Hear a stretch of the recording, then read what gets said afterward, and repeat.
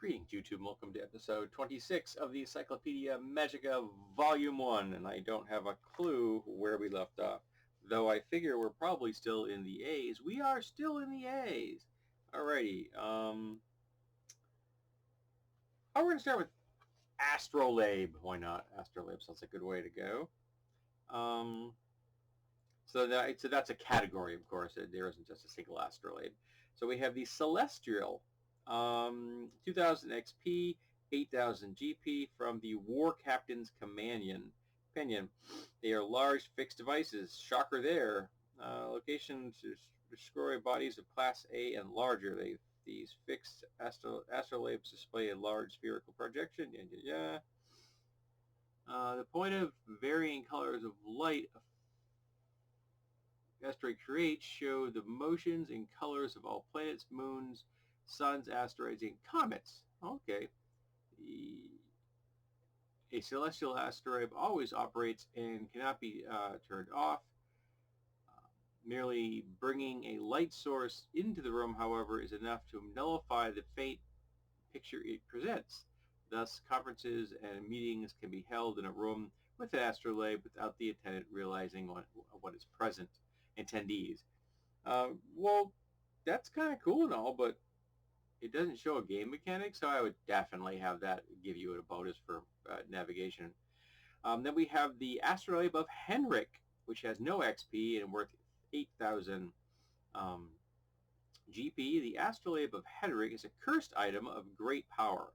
When activated, it sends the user and everything within 10 feet of the user to the nearest cursed location or to a place enchanted by evil. The Astrolabe Henrik usually sends people to the Hollandaise, but the aim is free to send the characters anywhere. The device itself does not go with the transported party. What a shock on that one. So this is just a GM wants to screw with the party magic item. Well, then here we get to the next one, the Astrolabe of Entrapment, 10,000 XP, 100,000 GP. Wow, that's a big price. Only a handful of these powerful items exist. I'm not surprised. They appear to be metal spherical astrolabes inscribed with the locations of constellations and planets. Yep. An astrolabe of Entrapment contains 17 genie prisons arranged in an elaborate mechanism inside its metal spheres. As the constellations wind their paths across the night sky, the inner cycle of each prison slowly revolves. When one genie prison device is activated in a given month, that makes sense.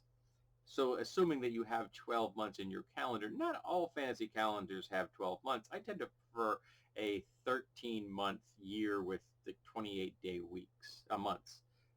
So you get 13 months per year. 28 times 28 comes out to 364, really close to ours, and all the months are the same length, which I think would make our lives so much easier.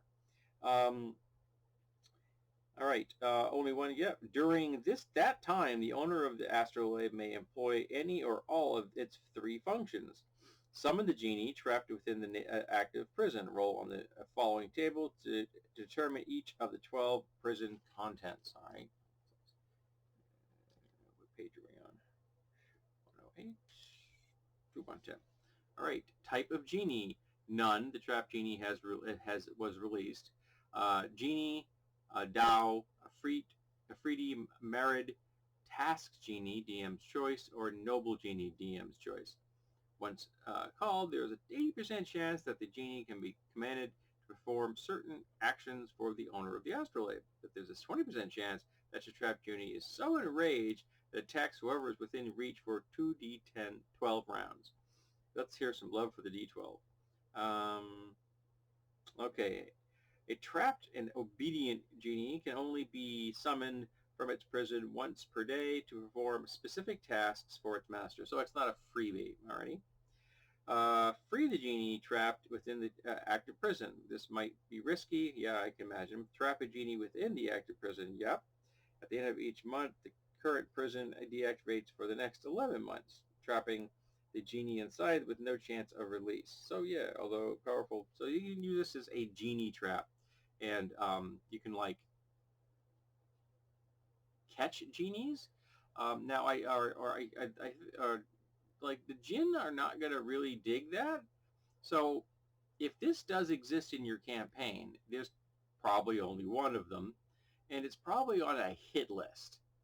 I imagine it's been designed so that the jinn can't detect it, and only those who have escaped can give an idea of where it was, and they would then dispatch folks to go find it. So there's the possibility that a group finds this thing, and before they even figure out what it is, they've got a hit squad coming after them. That's an idea for you. Now we're going into AWLs, A-W-L. I know what an awl is. And they're telling you there's two different versions. There's an awl and an ice pick.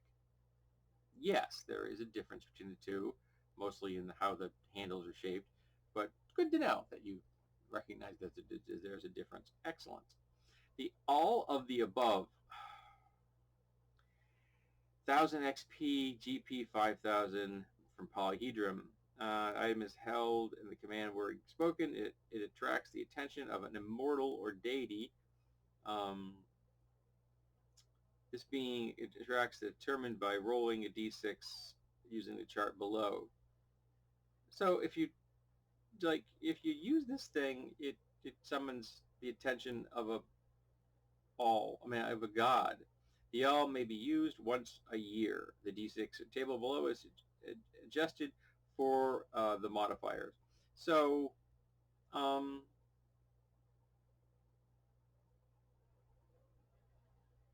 that's dangerous because somebody could pick it up, figure it's magic. That's not hard to figure out.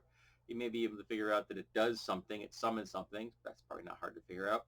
Its true nature is probably masked. That would be something I would do. And then you're going to roll on a d6. But if you cast like a wish before to tell like if um, it's going to what this thing is, you get a bonus on this roll. And if it's a cursed item being carried by the person you try using this, then you're going to subtract a number from the roll. So what's zero get you? Zero appear and then depart with both the character and the all. The character can only be retrieved by others who must first regain the immortal's attention and then please the creature with a great service or sacrifice. So you just lost the character. Whit, gone. Now this is a story driver, don't get me wrong, and immortals aren't quite as powerful as gods, but they're still immortals and they're very, very tough. And I don't know if I would want to have to hunt one down because first of all, are you even going to recognize them? I can't imagine an immortal is going to show up and be in an appearance or a form that's going to be readily recognizable because they're not dumb and there's a reason they've lived long enough to become immortals. Okay, number one, appear, slay the character, no saving throw, and depart, leaving the all. Ignore the summons, nothing happens. 3, appear, take the all, and depart. 4, answer any 3 questions for the user, take the all, and depart. 5, raise any one ability score by 3 points to a maximum of 18, as desired by the user. The immortal takes the all and departs. Then that could be very interesting. If you don't know about the maximum, you may waste it because you may have an 18 or a 20 in a stat and want to have it raised up above that. But if you don't, you may want to take, if you do know this, then you may want to pick one where you have a minor deficit. That would be kind of interesting. Kind of even out the hand that fate has given you. All right, 6, grant one wish to the holder and depart, leaving the all.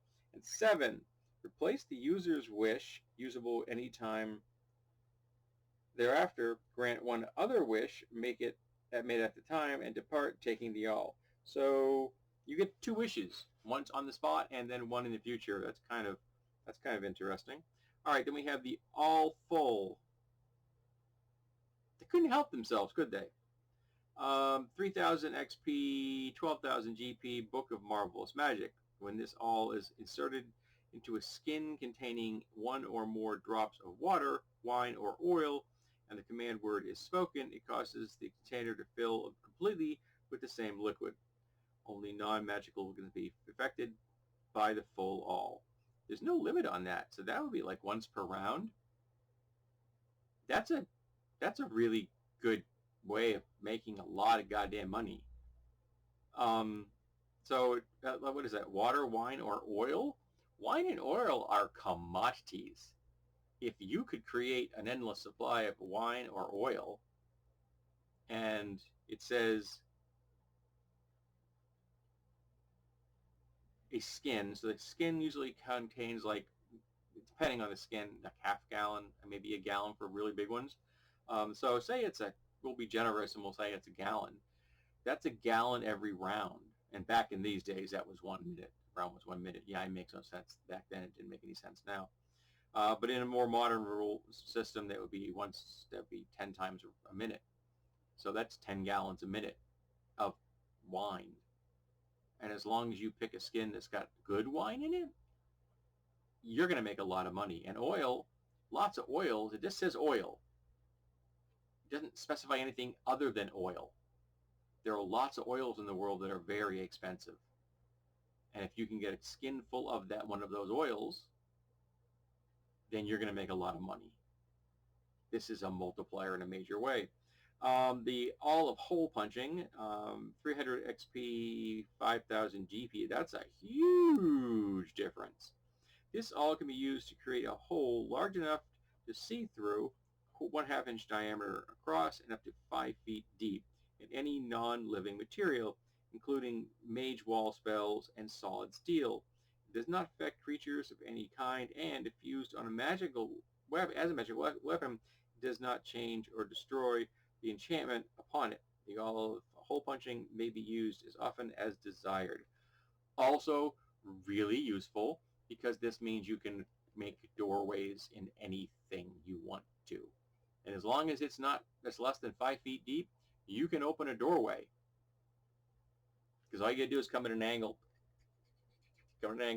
pull that piece out, go in, pull that piece out, and you could literally get through a 5-foot thing or tunnel through stuff with this thing with almost total silence. That, and not to mention, sink ships, blow holes in oil casks, and then, throw torches in after you've left. There's all kinds of things you can do with that. That's a powerful item, and I'm just surprised the XP is so low, but okay. The all-in, INN, 1000 XP, 8000 GP, again from Polyhedron. This item creates, I'm at the April edition. This item creates an apparently normal door out of thin air on command. The door may be opened easily and remains open for 1 turn, 10 minutes. Anyone passing through the door arrives in a safe, friendly inn where food, drink, and a good night's rest may be had, though at 10 times the normal prices. The inn contains 1 manager, 1 chef, 1 barkeep, 50 furnished rooms, and 20 other visitors of various species. At least one of each category also possesses an all. It is magically impossible for any visitor to disobey the manager or to attack or steal from the inn or from any other resident. There is only a gray mist outside of the inn, and the mist cannot be entered. All visitors leave the inn after breakfast, no saving throw. The all-in may be used only once per week. That would be a great meeting place. It's absolute neutral ground. If you've got people who have alls, then you could use this as neutral territory. That could be very powerful. Alrighty, we have the all mess. 250 XP, 1000 GP. This item has no intrinsic value. I just read you the intrinsic value. When a magical dinner plate is tapped by the all, it produces 5 times the given amount of food, 15 meals per day instead of 3, but only for that day. However, each diner must make a saving throw versus spell while eating. Failure indicates that the food spills out, staining the diner's garments permanently unless washed with soap of washing. The mass, the mess all may be used as often as desired. That's that's very silly, and I could kind of see maybe some uses for it, but for the most part, that's just silly.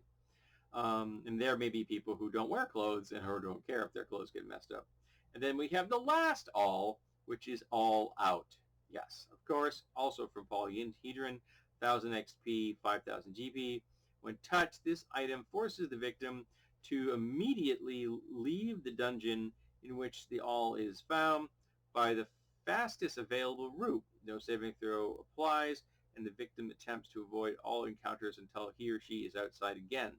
The victim may fight normally if cornered, but cannot stop to pick up any treasure. The all out may be kept by the victim and functions as a normal all thereafter, as long as it is physically touching the victim. Note that if the all leaves the victim's hand or skin at any time, the original power returns. So it's a way of getting people to leave your dungeon, possibly to put them into very disadvantageous situation where they're trying to beeline it out, and then you've laid traps for them, literally, or troops waiting to trap them. But there could be traps if it's a dungeon. And then you capture them or kill them and take their stuff. So this could be a way of generating money for the person that owns the dungeon or keep or whatever this thing is. It's also a useful way to get rid of people. But it means that for the most part, the folks are going to take this with them. That could be a problem if you just want them to leave because now you've lost your all. But that's, maybe you don't care. Maybe this is maybe something that you're just concerned about in a way that you put this there so that some individual would get out of harm's way while everybody else gets killed, possibly as well. So that is the end of the alls, and the next category is axe, which is, oh wow, it has a whole collection of different types of axes. That's cool. I like axes. I've made quite a few axes in my day down in my shop. So yeah, we'll start with axes next. So this has been the episode 26 of the Encyclopedia Magica Volume 1. I hope you've enjoyed yourself, and I hope that you will return for the next one.